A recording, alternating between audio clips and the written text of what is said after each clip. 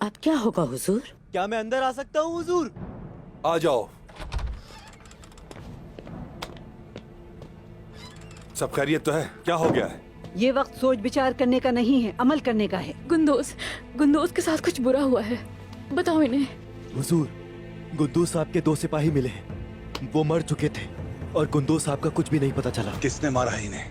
हम नहीं जानते हुजूर। गुंदूज कबीले से क्यों गया था? वो कहाँ जा रहा था? उस्मान को तलाश करके उनके साथ जंग में शामिल होने गए थे।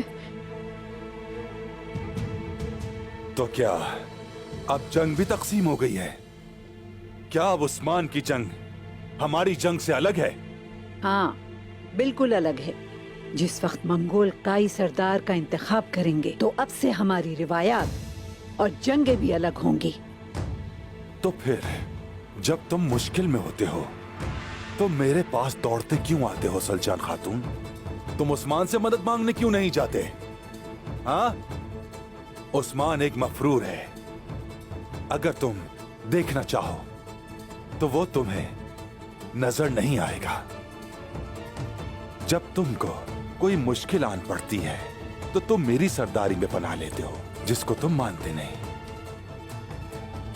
एक बार फैसला करने से पहले सोच लेते। याद रखना, उस्मान के पीछे जाने वाले भी किस दरवाजे से मदद मांगने आए थे, ये बात अच्छी तरह याद रखना। जाओ, सिपाहियों से कहो तलाश शुरू करें।